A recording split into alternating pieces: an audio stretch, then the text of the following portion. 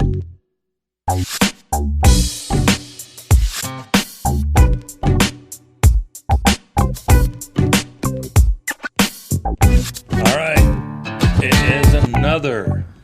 episode of the RSL Random Fan Podcast. This time with energy. And yellow cards. Yeah, you get a yellow card. You get a yellow card. It's the Oprah Winfrey episode. You started too slow. Yellow card. Oh, sorry. So let's get the starting lineup for Real Salt Lake in goal. Against who? Who FC Dallas. Okay. I'm your host, Brant Goble, joined by Tyler Thomas. Brennan. And that's how you screw up an introduction every single week. All right. In goal, Rafa Cabral. Cabral. They had a cool thing out. Yeah, I read that. That's very nice. Awesome. Yeah. You should go read it if you haven't. Great story on RSL.com about Rafa and his family. He did not get a yellow card. No. He didn't deserve one either. No, he didn't. And then across the back line, you had Catranis and Sam. How do you say his name? Junka. Junka? Is that the appropriate That's one? how he says it. There's actually a pronunciation guide on the website. Surprised you didn't know that. It's under roster. And it says how they say their names. So he says Junka. Yeah, they kept saying it on the episode. On the game, the commentators, and I was like, is that right? Is that right? That's how he says it. So, Junka it is. Justin Glad. Noel Caliscan, and then in the middle we had Ojeda and Danelli. And then second start in a row, Xavier Gozo, Diego Luna in the middle. And I don't know if you know this, but Diego Gonzalez is our designated player. Somebody should remind him. And then William Agata. I got to go to the shower. I got to go shower early. Oh, boy. Who needs to be? He was rough way to start, right? All right, thoughts on and the bench. On the bench, we had Stadahar in the goal, Pablo Ruiz, Bodie Hidalgo, Johnny Russell, we can talk about that, being on the bench, Tyler Wolf. Wolf. Yep. Zach Farnsworth. He gets his full name. I know. Yeah, it's interesting. Everybody else Soccer really likes him. Mark Chuk, Barea, and Piol. So interesting who was not on the bench. Where's our 6'6" center back? He went out early. He went out late in the game. The last game he played, he got a little strain. Okay. And then he was at practice when I was there last Tuesday. Yeah. And he wasn't practicing, but he was handing out popsicles. No, he didn't give one to me. What about Vera? Was he? Vera wasn't practice. He wasn't even there. He wasn't even there. I would doubt Vera would be there this Wednesday, but I would think. Did he break something? Or is it all concussion protocol stuff? Concussion, probably. We're double checking because he also posted something on Instagram where he went to those people that give you oxygen and like get your whole body. One of those oxygen bars or whatever. Yeah, he got the time capsules. Holy living daylights knocked out of him by Cabral. I know.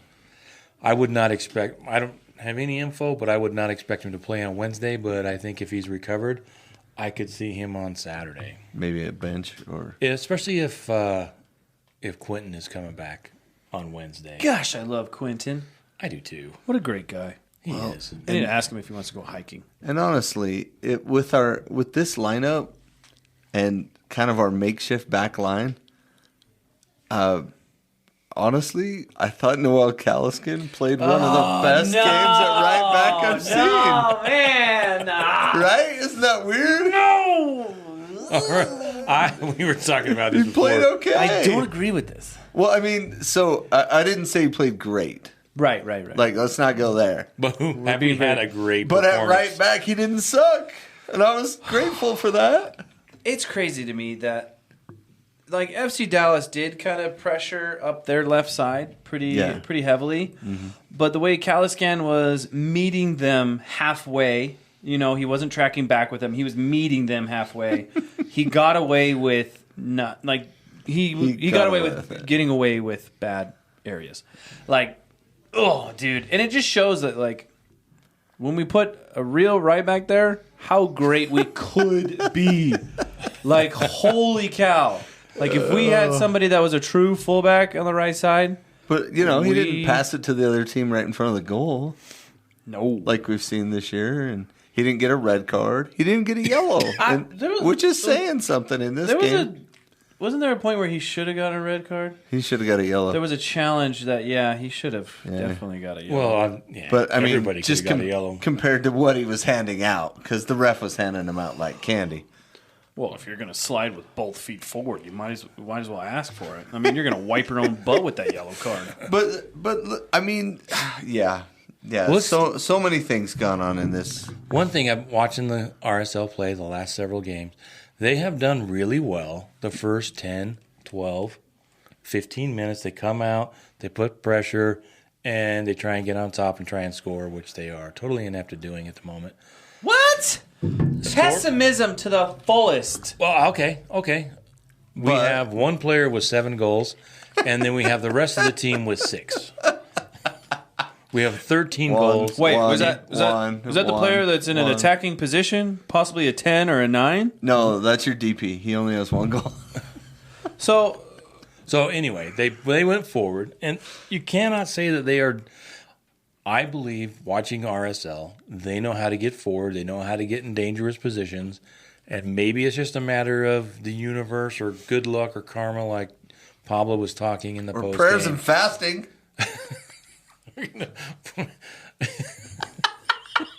Come on, Brennan. That was funny, dude. Come on, laugh at that. If you will join us this weekend as we fast for RSL goals, that would be all right. We're gonna get struck down. We better move on. Yeah. Well, they get into dangerous positions. It's that final pass, and whether that final pass is not sent in correctly or if they just aren't.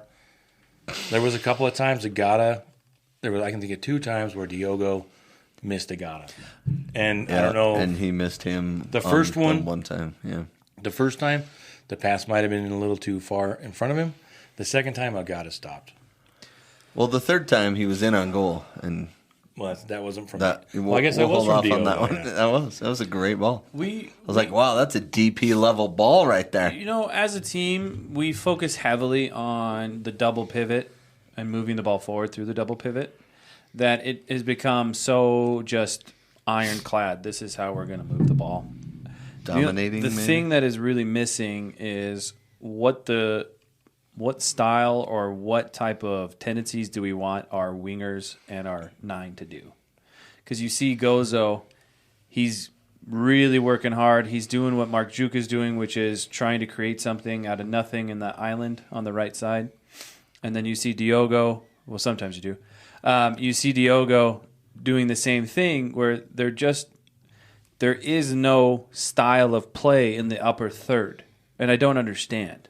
It's almost like, oh, we got the ball up here. Okay, now you have to do something. Like that is the most, I guess, dumb way. It's like thinking of it as a coach. I find that so dumb to not have that final, like, what are we doing once it's in the box? Do you know what I mean? It's almost like we get it wide and we're like, do something cool. And then have an opening and then we can play. But it's like, why are we waiting for that one piece to do that? I'm still waiting for the game where we start Dom and Gozo, because I think Gonçalves doesn't do enough for me right now. Yeah, I don't know how anyone can argue that he does. And I think once we get that, maybe we'll get the opposing wing crash in the box from the other side, and he'll be serving into 3 people from either side. So that'd be fantastic. Yeah, and you see, like, well, Luna's had some great success because he's been set up to have great success, and then other times he's creating it by himself. But that's what you're supposed to do in the number 10 role. Yeah. Like, 10 and 9 are supposed to be the heaviest in goals, yeah, excluding, creating like a winger or something like that, like a Ronaldo back in the day. But, right. But, yeah, you should expect Luna to have that many goals if you're going to put him as that 10. Like, he is the creator and the finisher. Yeah, but we only have 13 goals. But we are creating chances. And that's the dichotomy, of the whole thing. It's like, is it just the fact that we missed on Manuel? Would Manuel have made that big of a difference? No. I don't know. Agata so. seems to have, there's a reason Agata was available. And it looks like maybe he's hasn't figured out how to make the best decisions, and he hasn't acclimated to the club just Well, yet. it's a fun way to make a first impression, though, right? You know? Yeah. Well, he's a really he's a big presence. he's slept on. He is really slept on. I think that even the commentators were talking about how he's really affordable for what he is. You know, like we're getting him off of a free for the year, and we're paying his salary, but he's like an $800,000 player. He's not even tan. Yeah, and he is creating so many positions and options that is opening up other areas for us. Like he's doing things off the ball really well, and he's working the center backs really, really well. Because like watching Piol, he does work a couple of those, like a couple of times he's working the center backs, getting behind, getting in those roles. But Agata knows how to drop back, and he knows how to push forward. I'm really impressed with him. We still have the same result at center forward. We're going to if we keep switching out these stupid players, and we're not. Well, and when you get a red card, now you got to sit the next game. Well, let's talk about the start of the game. Let's get into all of that kind of stuff. Because I thought the ref, center ref, what was his name? Center official. Ricondo or... Why do you ask questions you don't know the answer? I was Ricky looking it up. Ricardo. I wrote it a bunch of times. If you read the Rosendo Mendoza, There you go. I thought he was a little too quick with the yellow. Although the first yellow card against the guy Dallas. that Manuel. the guy that No. Fumwana. Show. no Show the guy was that the first fouled yellow. Diogo. I mean, that was a very He wiped very him out, yeah. that was a dangerous show. That's not his name. That's his nickname, I guess. Yeah, it's on his jersey. That was a very dangerous tackle. And if Diogo doesn't hop up, it really could have been. It could have been an injury. I mean, he came in dirty. hard. And I think that the rep. But then let's go to Glad's yellow card. Did you see the replay on that? Glad was in front, and Julio ran into him as Glad hit it. Oh, yeah. And Glad got a yellow for it. Yeah, it totally should have been on Julio. Because Yeah. Julio was coming Or- way too far across. Or it shouldn't have been a yellow, really. Right. It should have just been a contest. Yeah, two players coming together. But I wonder if he was just trying to even it up right away. So, And Glad's like, I won the ball. You know? And the refs like didn't even see it. So I'm like, yeah, he had his mind made up. He was gonna even it out, and then This thing's for Sam. Sam, if you're watching this, even if you get the ball, that does not mean it is a foul. Correct. It is no foul on Correct. you. It That- can still correct. be a foul, Sam. but Glad did win the ball, and then Julio went through him. Yes. Yeah. This is the one where, it makes sense. Yeah, I didn't like that at all. And then Luna. Yeah. That was straight up. He must not like Acosta. So right before that too, Gozo's in the box, and he gets like kicked in the chest. Right? When was this? Yeah. This was like earlier before after I think Glad's? it's right in there. Yeah. Yeah. I can't remember, but they went and so I can't remember if it was a handball first or Gozo getting kicked in the chest or Caliscan getting knocked down in the box and not winning the ball. Yeah. All three of those things just we can't get a penalty. We can't buy a penalty, yeah. No. Well, there was. I don't know how much gam we got to put in to get a penalty, but It was in the 6th minute okay. where it was Gozo on a- got clocked in the box. I didn't see that because I was focused on the other part. It was an early corner kick for us. The ball came in low. It bounced up, and the guy's arm. Oh yeah, Ibiaga had his arm all the way out. It was a good foot away from him, Yeah, and and the ball hit it. No review. no, yeah. Or the VAR official said it wasn't a handball because it was a natural position, but you see that called all the time. His hand was away from his body, and Miami gets that call. Maybe RSL doesn't get the call, or maybe RSL or FC Dallas gets that call later in the game, just not in the 6th minute. You know Right, how but weird things are. It's stupid. Like it is or it's not. And I don't want that to be a penalty, honestly. If it deflects off his leg and then hits his arm. But come on, Apple TV. Give us a replay from 3 different angles so we can see it. Right? It's like they don't have Did you cameras catch on the that? other side. That's what I was going to say. Is there like there should be a rule based on what's like if you have a stadium, you have to have a certain amount of camera locations. But see, Dallas is doing Renovation. renovations on their stadium. Oh, that's and why so they they had- didn't have as many cameras there. And that's why that far side was all blocked out, because they're doing construction on the top of that, which is the U.S. Soccer Hall of Fame. Oh, wicked. So pretty cool. And when they finish it, you guys want to go? Yeah, Sure, we're on our way. Road trip We'll it? go. We'll go. Well, it's so far away. If Or we leave we now, it fly? might be done by the time we drive down there. Oh, yeah. I got some it's a long points. way. I got some points. If we take the scooters. Imagine you guys on a scooter. Or like Dumb and Dumber scooter. Just the two of you hugging. Well, Just so, go, This man. hog, bro. Just go. so, So warm. so you're saying there is a chance. Yeah. So yeah, I thought So either any of those could have been possibly penalties. The one where it hit his hand, fine, whatever. I And get not a where handball. you don't want that to be called, but his hand was away. Yeah. I But thought maybe his it hand wasn't blocking the goal, because for me, it should be for me. And I know the rule's not written this way, but I think it might be easier if your arm is out and the ball's going in the goal, and you block it and it hits your hand going to goal. Then I'm fine with a penalty. Or if there's like an RSL player behind him, Right. Like he deflects the ball from going to get And into somebody a player. was ready to tap it in, kind of a thing. Yeah, I can see where people might not want that called all the time, but it is called, and like you said, it wasn't reviewed. And I was really surprised at how chippy this game was. I didn't realize that these two don't like each other. Maybe there's still some Blah, blah. Blah, blah, bad blah, blood, blah.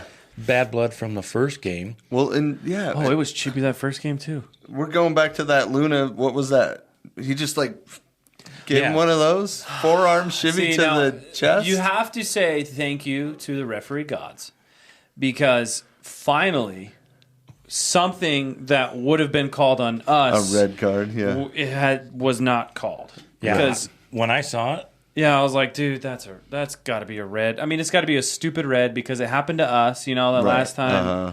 And it's like, dude, there's no consistency though. No, there's not. And also, it was not really that deliberate, and it was so just like. it was deliberate. But it didn't rise to the level of endangering the No. safety or anything No. like that. So I was fine with He the did yellow. make a but point to run over there. He took a couple of steps towards Acosta, Yeah. and then whacked him, and then ran off. And he didn't hit him in the face, thank heavens, because if that would have happened, it would have been instant. You're going. Or an elbow. Elbows were all Right. the rage in the Premier League over the weekend. I don't know if you saw that. Yeah, that's No, a I fun didn't. time. I was on a sabbatical. Elbows were all over the place in there.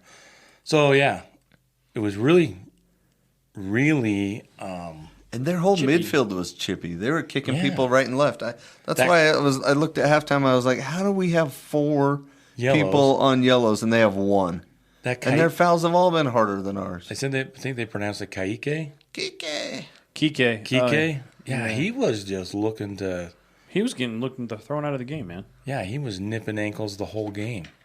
So That RSL. guy? No, it's Not that guy? No, It's CK at the end, but they it changed might it. be him. No, it's not Show? Show. No, it's Here, I will find it. Don't Oh, the other guy playing center back? nope. Oh, he was kicking people all game too. Big number 3. He was knocking people left and right. He's the one who came in and just clocked Gozo and missed the ball. And the ball hit Gozo and fell to somebody else, and ref was like, play on. In the box. And I'm like, how is that?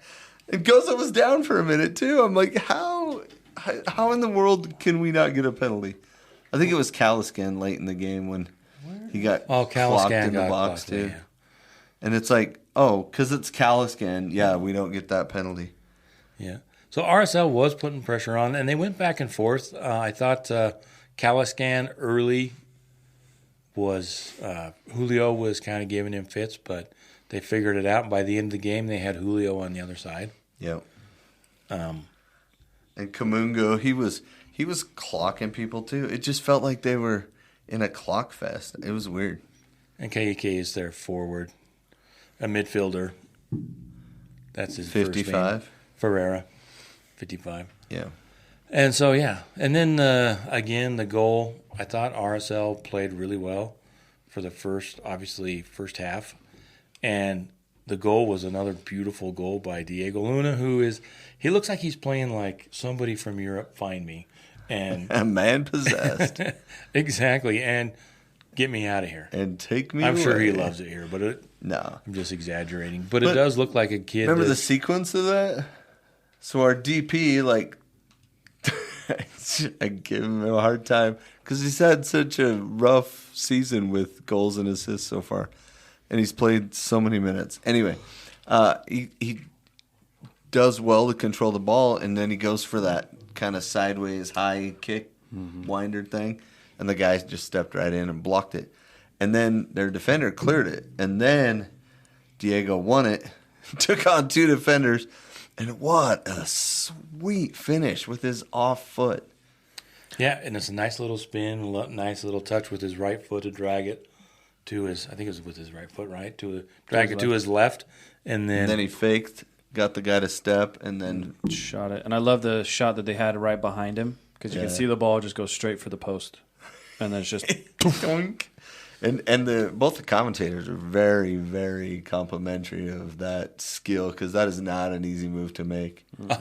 Before I forget, talking about the commentators, I thought the one was going to cry.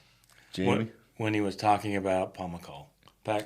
Dude, that's a cool thing. It's a big story, but I thought he was going to seriously. No, I was tearing up, actually. Overcome.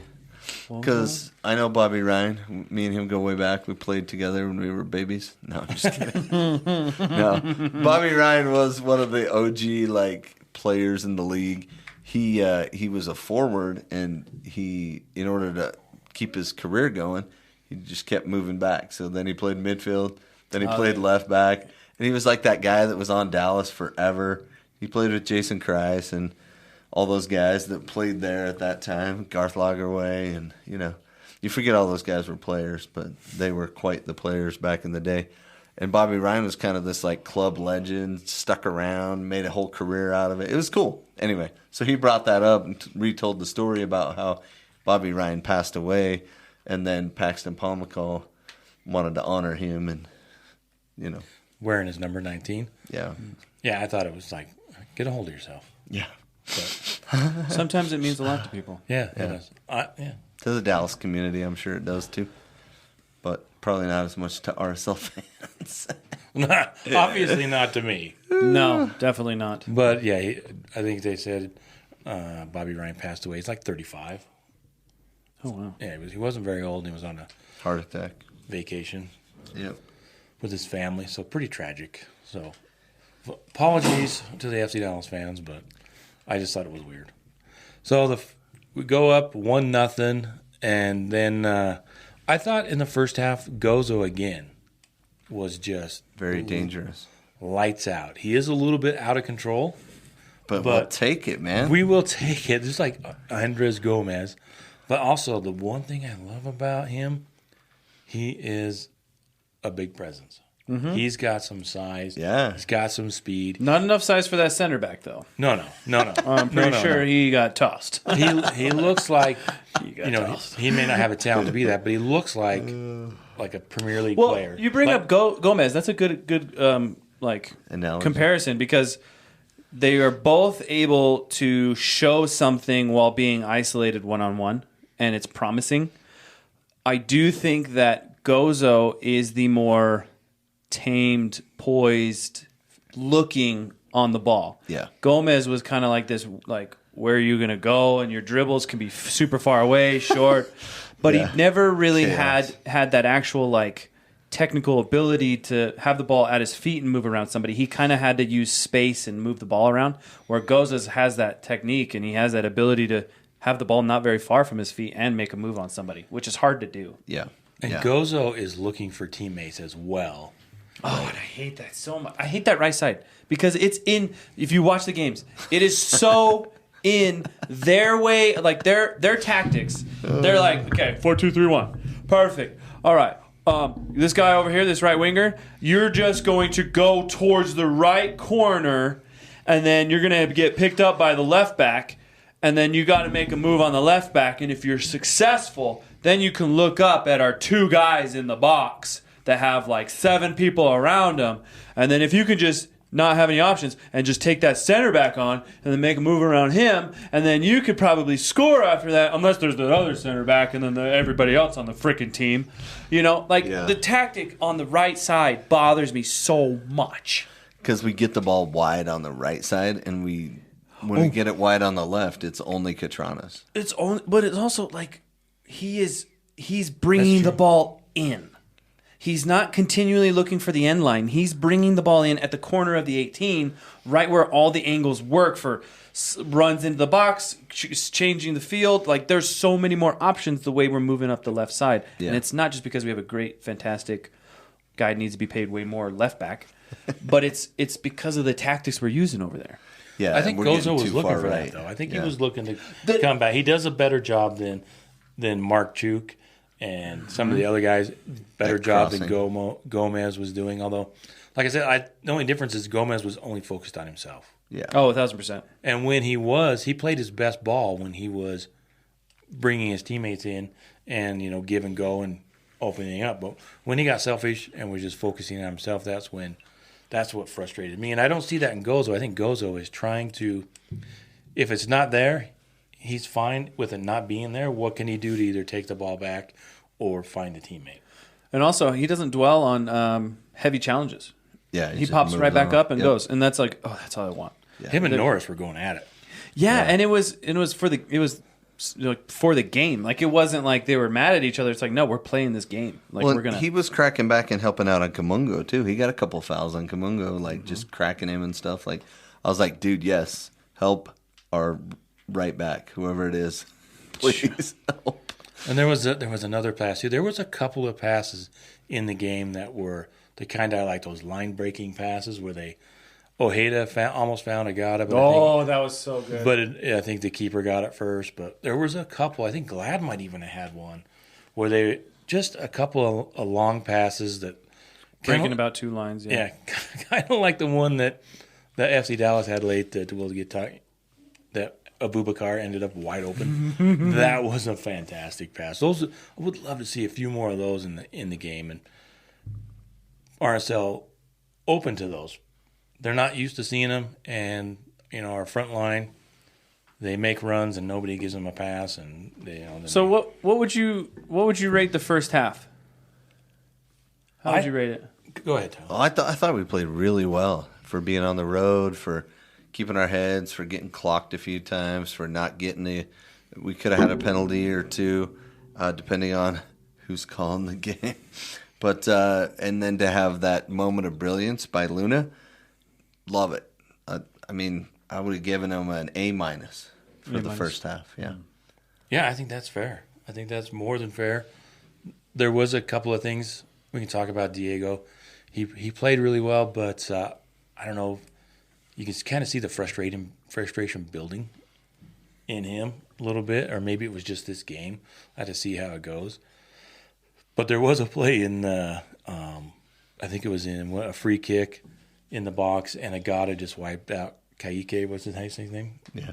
Kaike, you just said it right. Kaike, because he's only like 18 or 20. Mm-hmm. He's a young kid, 19 I think he is.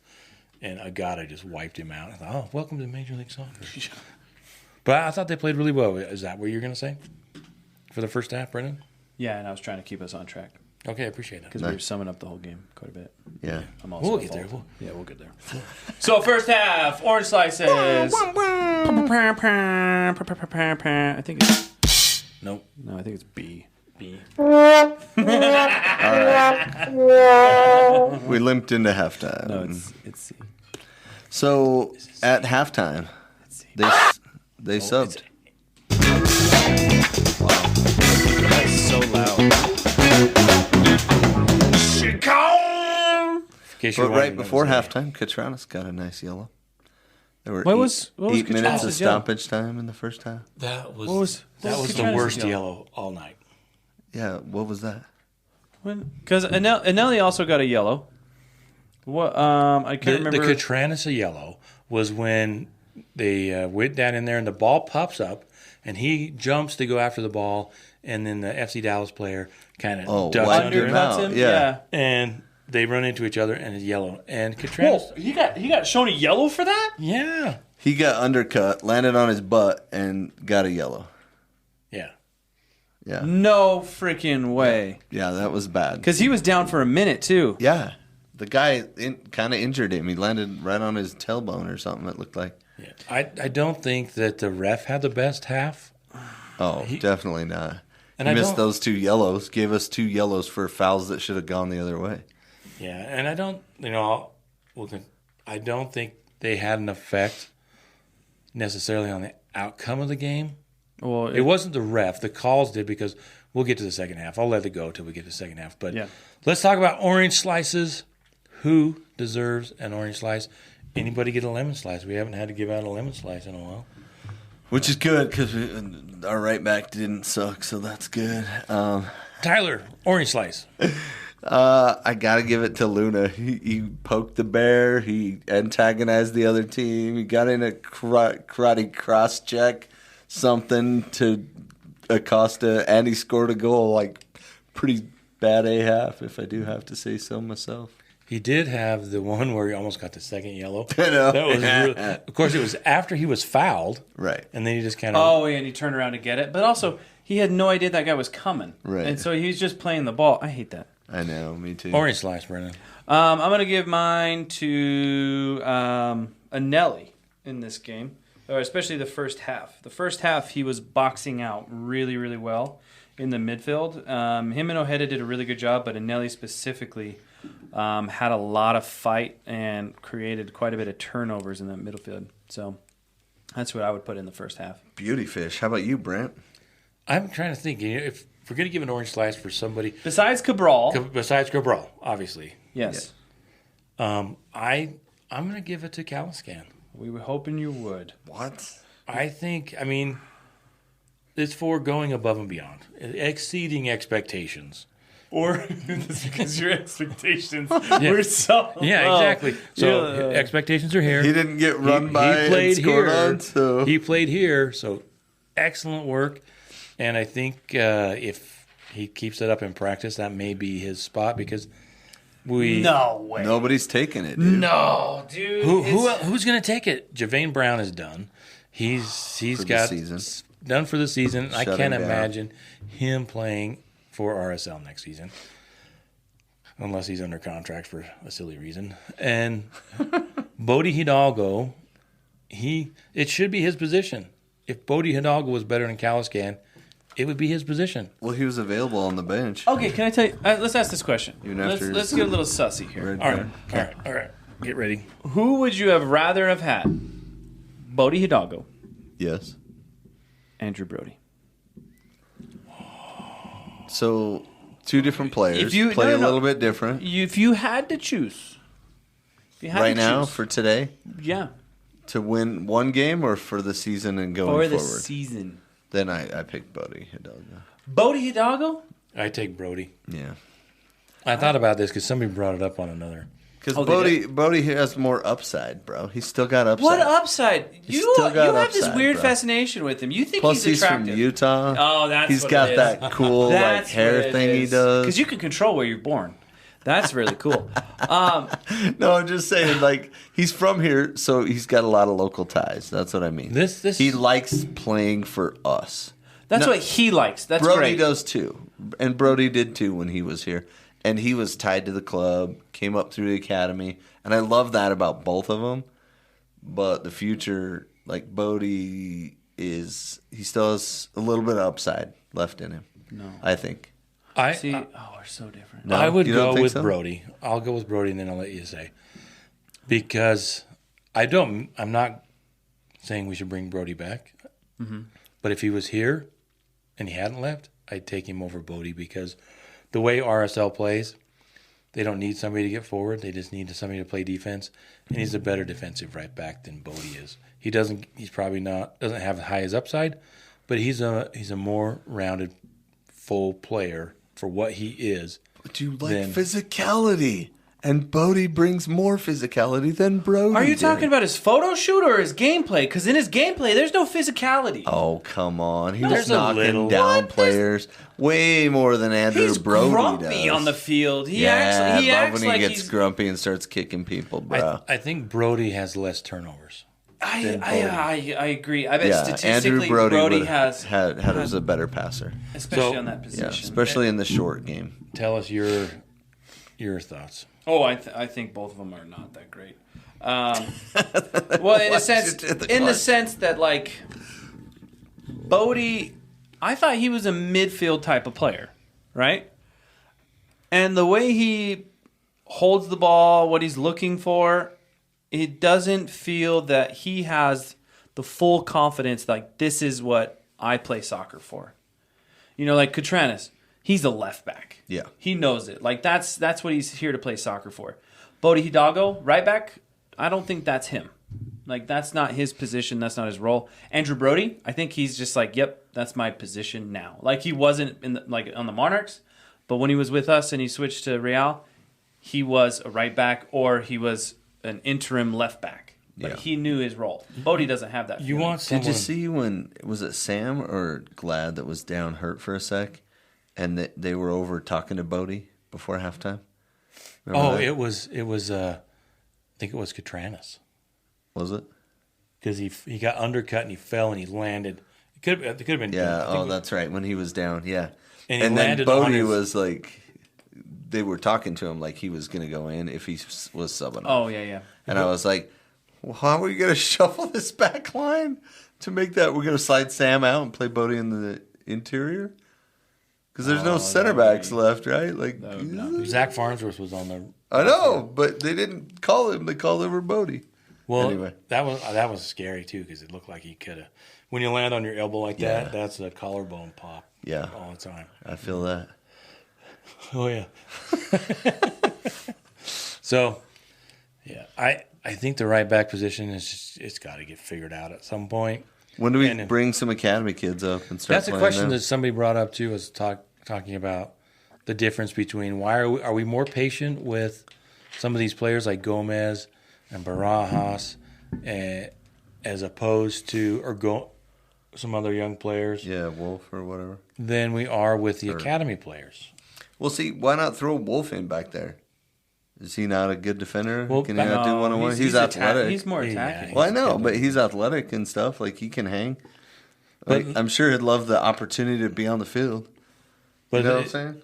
I was talking with somebody else about this, are we more critical of the academy players because we expect them to do more, and fans or as the coaches? Oh, it's as fans because you hear about them forever, and they've been talking about Axel Kai forever and ever, and now Gozo gets the starts. Gozo gets the start, but are we? Because I was thinking about it, I think we are. I don't know if we're less patient with the academy players. It's just that we hear about them longer. We hear about them when that they might be cracking through. They might show up this game, and then they could be in next, and then they don't, and then we're like, oh, I guess he's a bust. Where some of these other players, they just come in for a couple of years and we've seen it with Diego Luna where they brought him in from the USL and he's improved. Gomez, Barajas. Brendan, you are a fan of a club that does that on the regular. So how do you get these 17, 18-year-old kids playing time with the first team when they probably don't deserve it? Great question. I'm glad you asked.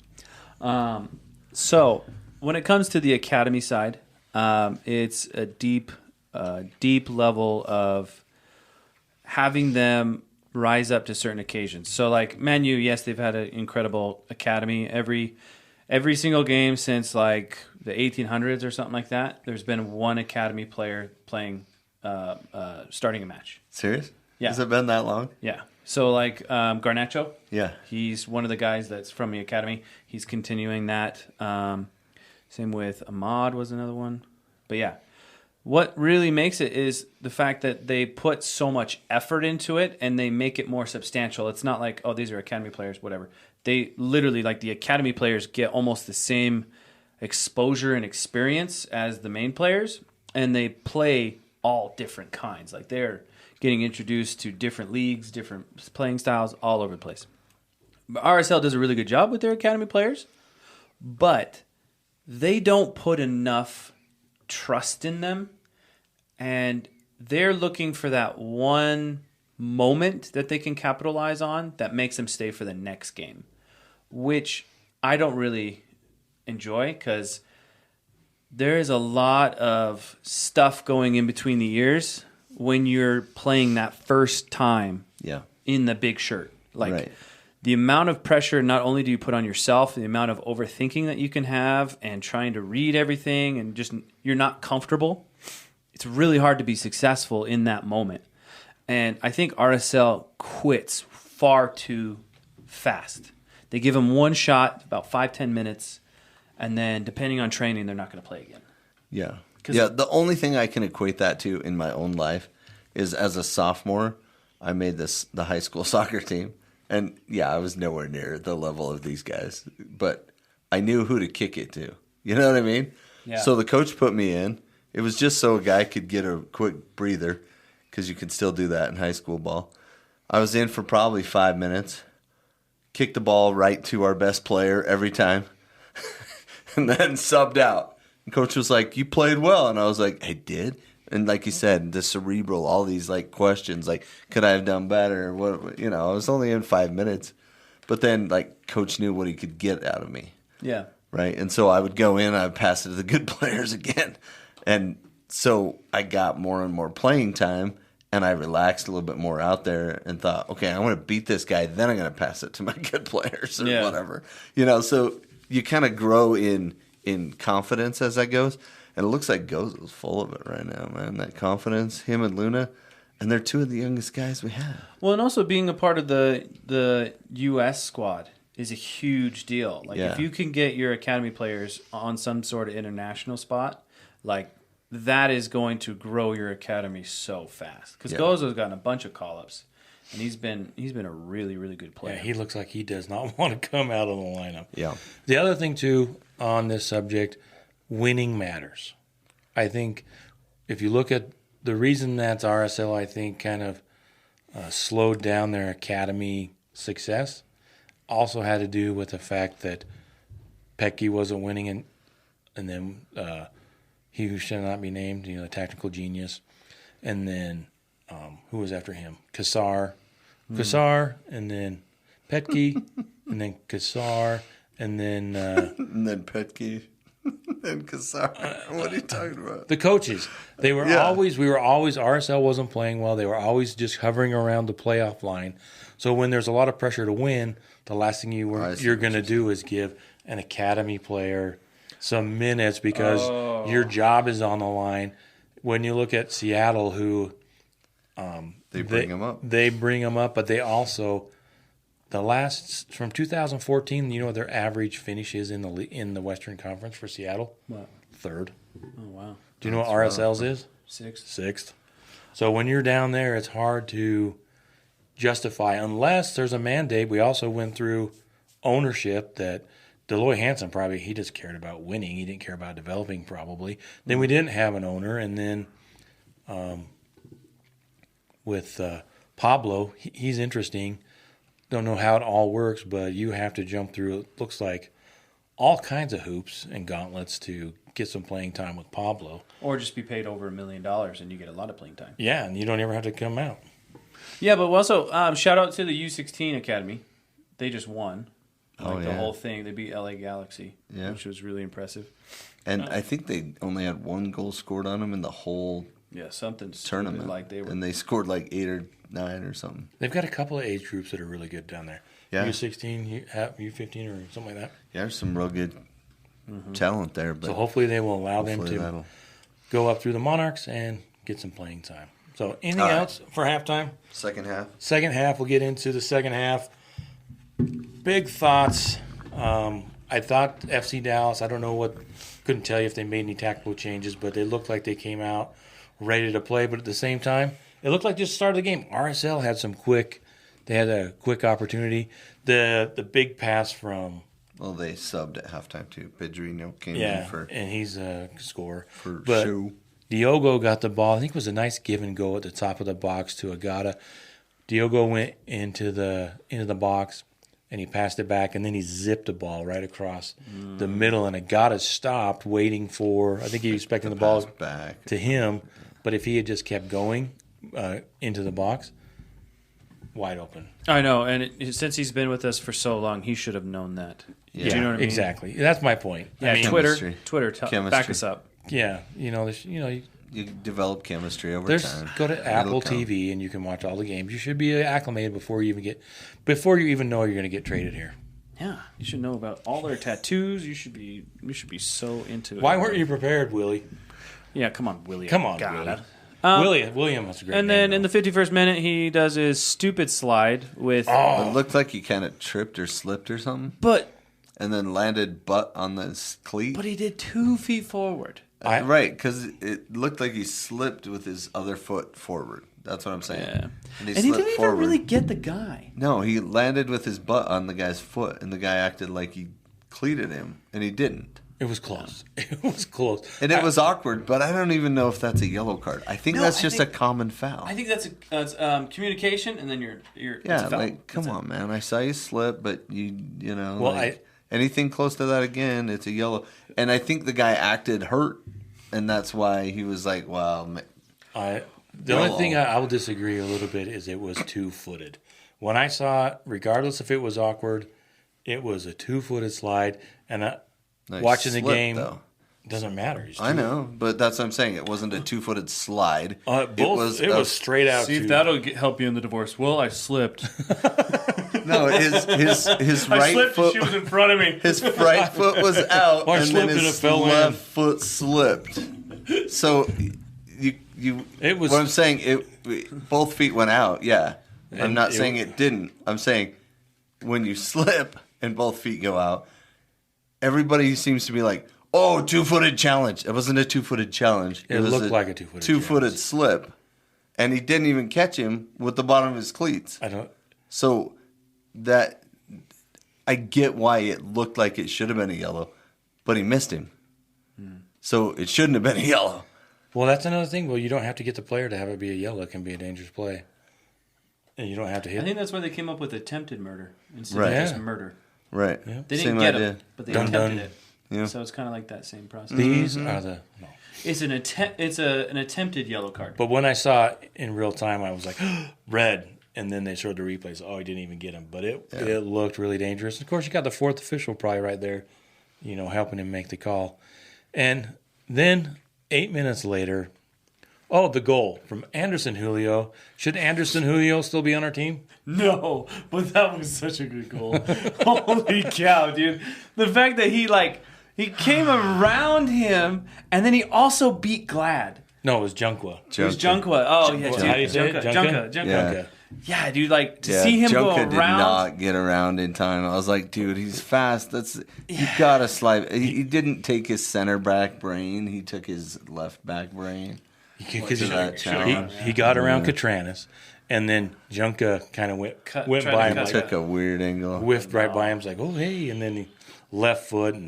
And Glad didn't slide over at all. And then, did you see Kamungo slide between? So they were looking at that. Yeah, so Kamungo shot in front of Cabral. That's why he couldn't react to where the ball was. But he wasn't offside because Glad was behind him. So, or it would have counted as a interference goal.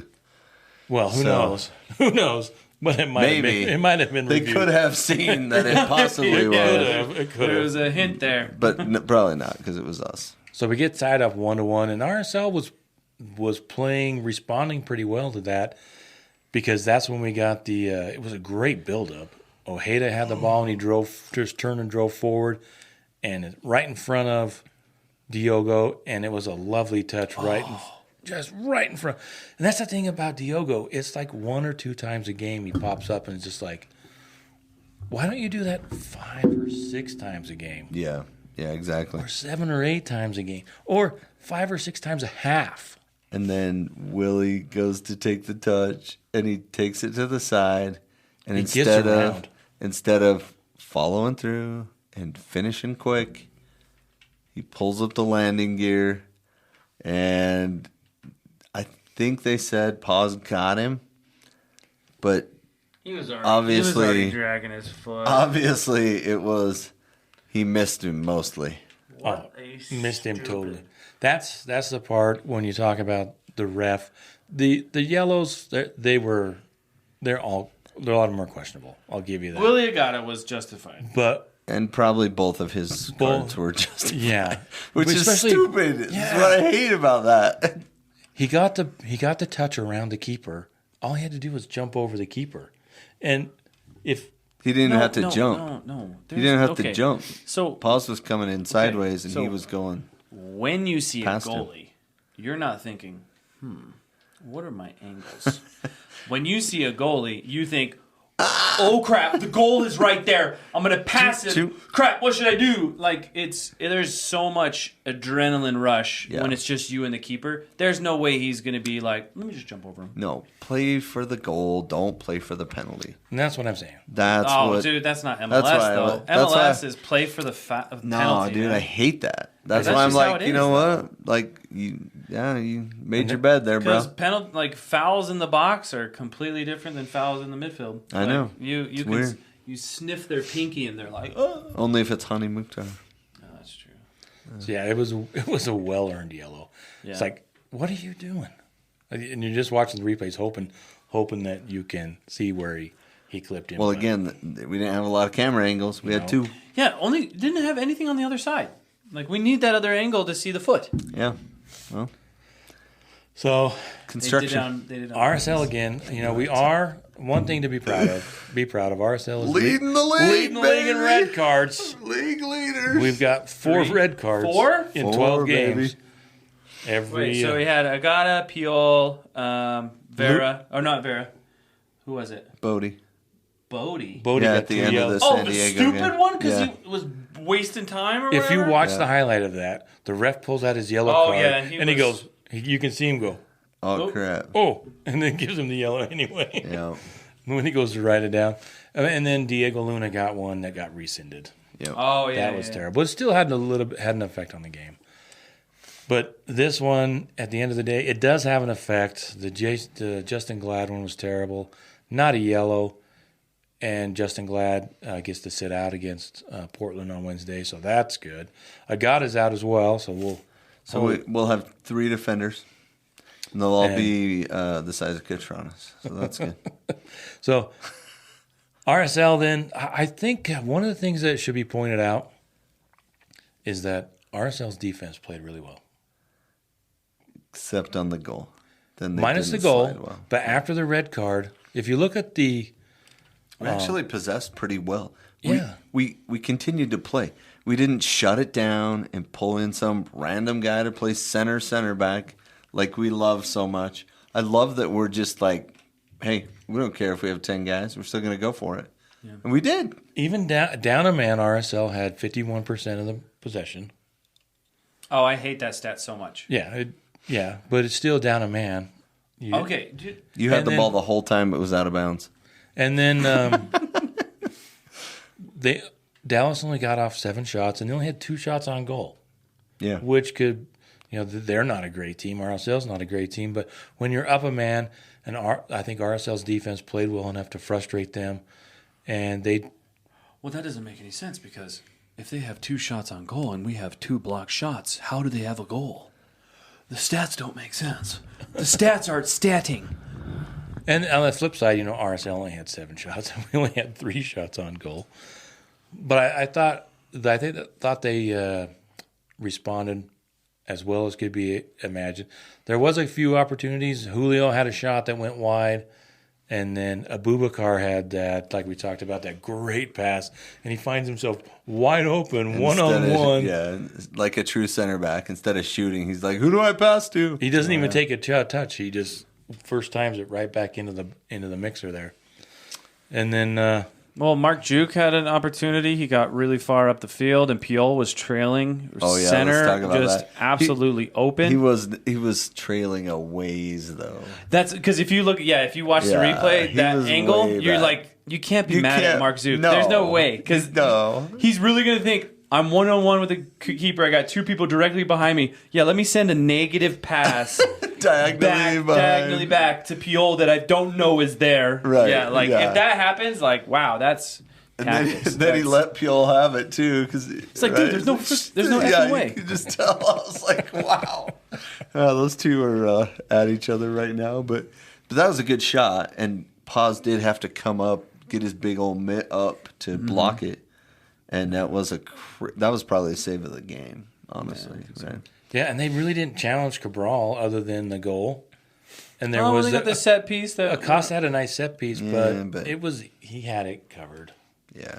Yeah, it wasn't that great of a. And there was a little scramble earlier in the box where he came out, and that's the one where I think they were reviewing. They thought Anelli got the handball, but Cabral stuck his hand in there, and so. Well, and even at the end of the game, the expected goals were 0.7 for them and 0.6 for us. So a 1-1 draw was probably better than we deserved, which is stupid. You know, we should be better than 0.6. Okay. You know, expected goals. So overall, if we're looking big picture for this season. But wait, before you go there, just so going. So after the Agata Red, I'm so proud of how we played. I'm so proud of how we finished that game. We saw it out, and we saw it out with like manning up, not sitting back, dropping into a low block and being wimps and pushing and taking fouls. And no, we just played them straight up. We're like, we don't care if you have one more player than us. We don't care. We're going for it.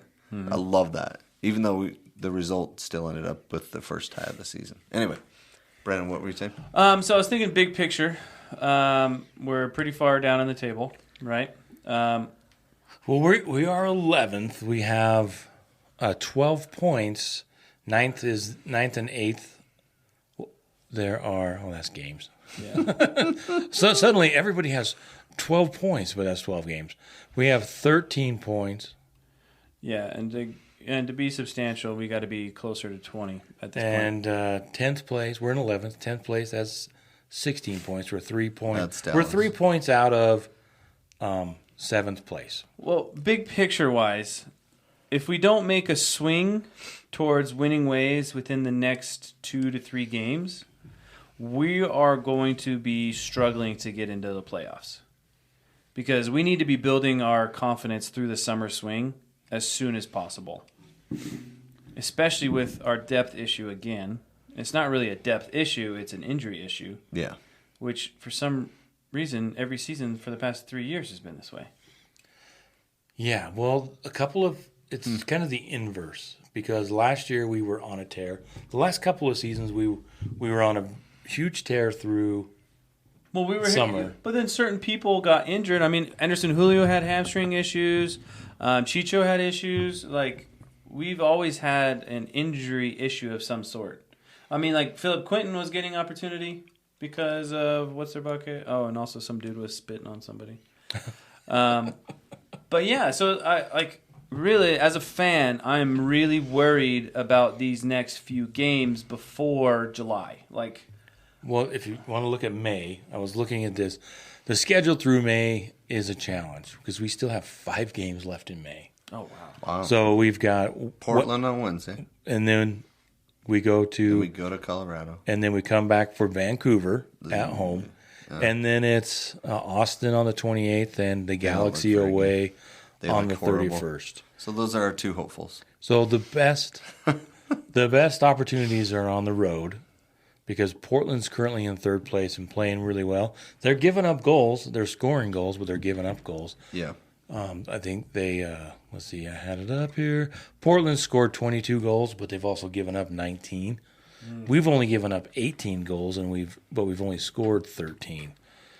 And Colorado, that is a renewed rivalry, but they're probably on par with Dallas. So there's an opportunity there. But it will be there at their place. And then Vancouver, I think they were down 2-0 to LAFC and came back and got the draw 2-2. They are super good, and I don't know. That'll depend on who's available, if we got our best roster, if they figure stuff out. But then the last 2 games of the month, away to Austin and LA in quick succession too. One's a Wednesday and one's a Saturday. Mm-hmm.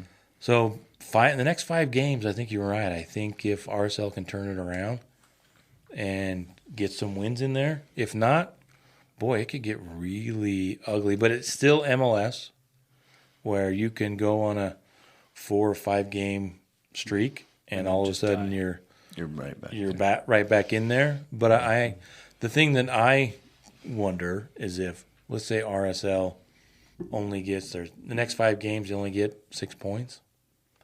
Is that enough to where, I don't know if there is a hot seat, but when do the new owners? If the team gives up, the new owners will find a new coach. I Yeah. think that's it. I think simple and straightforward, and it's totally subjective. Yeah, I don't know that he, at the moment, Pablo's even on the hot seat, unless it's just him trying to get the team going. But at some point, if the team's not responding and the players aren't responding, I think the odds of that are low, but I do think that it could get pretty ugly to where Yes, I think it will. based on the end of this season is how things are going to go for Pablo, because it could definitely go away from him.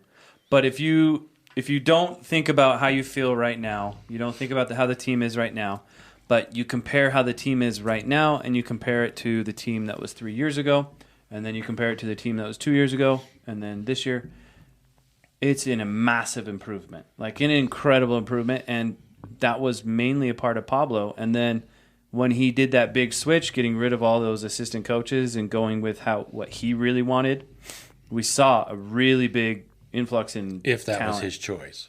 It was. The whole coaching shift? Yeah, I don't know if it was Pablo's choice as much as that was a front office choice. Because that was the same time Elliott left, Could right? have been. Yeah. Because as soon as Elliott left, and then we got, Well, a lot of those assistant coaches were there before, too, before him, before Pablo. So that was like a full, fresh change. So he has done some really positive things for the club, but we're looking at it day by day, and we're just not satisfied with the results day by day. Well, and 4-7-1 isn't satisfactory, right? No, not at all. The other thing that's playing in, if we're talking about a hot seat, there's got to be a hot seat on the front office too. For Kurt? For Kurt Schmidt. If there's a hot seat at all, right? Maybe everybody's just comfortable and they understand that this season they had to make changes. We don't know what's going on there. But when you have the Manuel issue, the Chicho issue, selling him for peanuts, the Boa Vista misfortune, Dealing with crooks. not having a right back. Justin Miram. You're still mad about that. I miss him so Still much. so sad. Nick Beasler, come on. Luka So yeah, Moisa? I Oh, think wait. there's. I don't think anybody's blaming anybody, but I think there's plenty of stuff going around, and I have been totally surprised at how well that the team has stayed together. Oh yeah. That's a very good thing.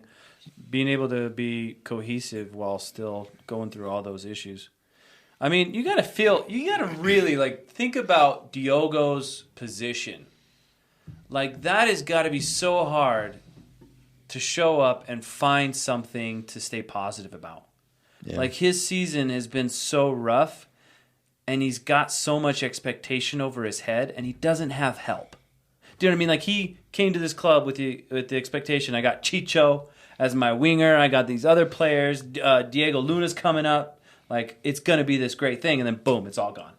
And now you have to all of a sudden... Big parts of it are gone. Yeah, big parts are gone.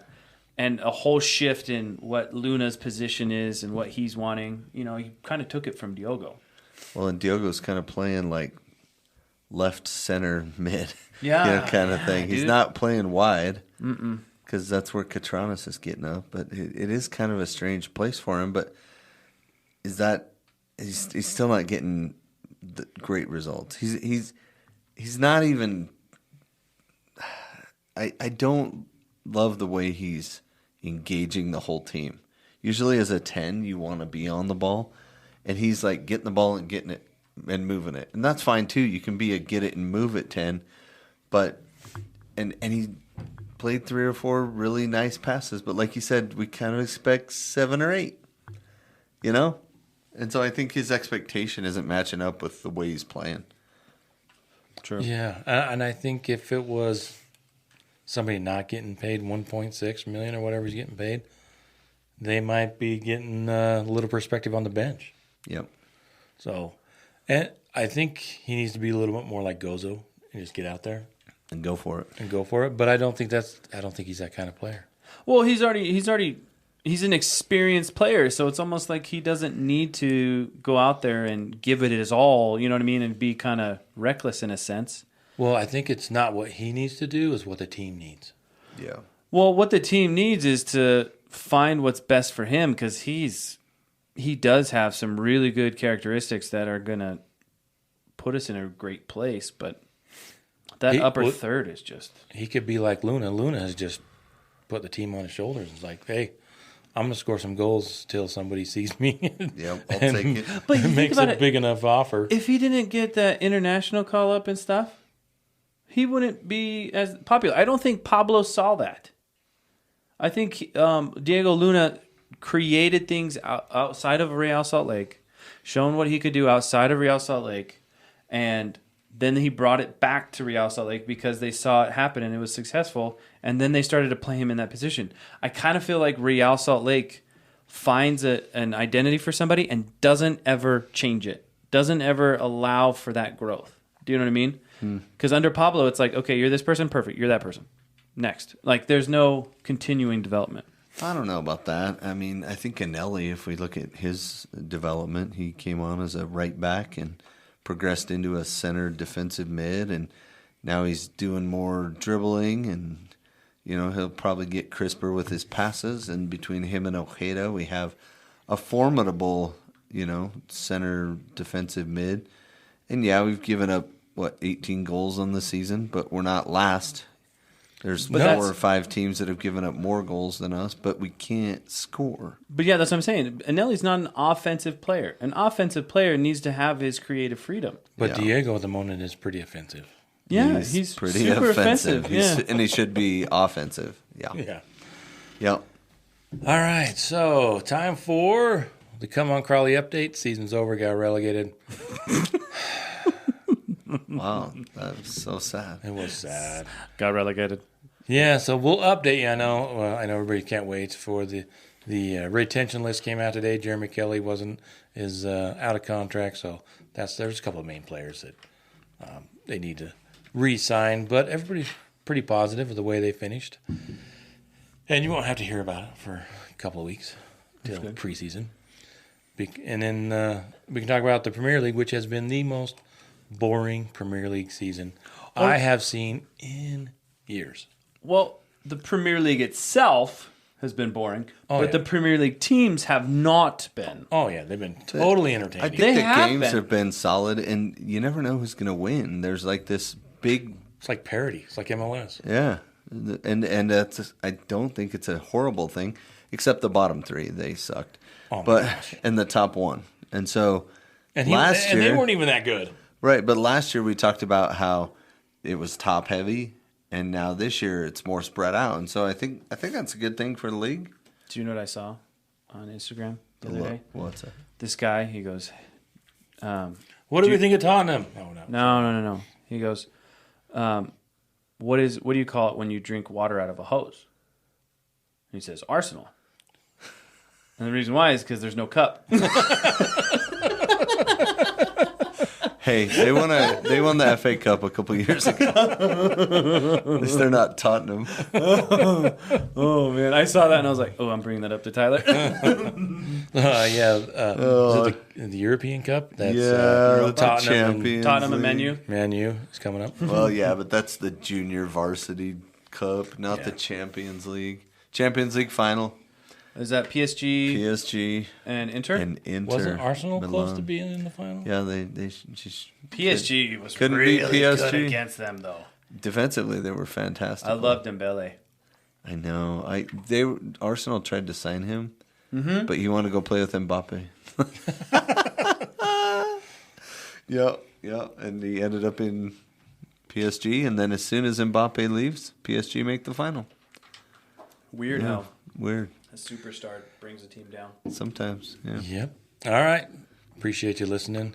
Oh, that's it? Unless you have anything else? Oh, you got to hit that like button on YouTube, Spotify, and wherever else you pay attention to this podcast. Like, kiss your mom. Kiss your mother, because I did. Say hello to your Mother's Day. Also, if you come to the game, you find us, and you say that you told one person about this, we will get you a free hat because we have a surplus of extra hats. Free RSL hats? The first, 4 or 5. First 4 or 5, yeah. Yeah, there you go. We don't want to say 10 The hats. next 6 or 7, you got to pay us 50%. 50%. We'll You get work 50% something off out. a We hat, also that remember you didn't pick out. you can also tell us why you deserve an orange slice. Ooh, yeah, do an On orange Insta? slice. Is Anywhere. that on Instagram? Anywhere. Oh, Facebook too? Yeah, Random Fan Brant, Random Fan Brennan, and then Tyler Thomas. Tyler 3 Trader. Tyler 3 Trader. I always comment on the random fan stuff. So Ooh, you and find if you're me. Brant watching this on YouTube and editing it, can you put our Instagram handles on there? Boop, boop, boop, boop, boop. Thanks, Brant. You're welcome. We'll see you later.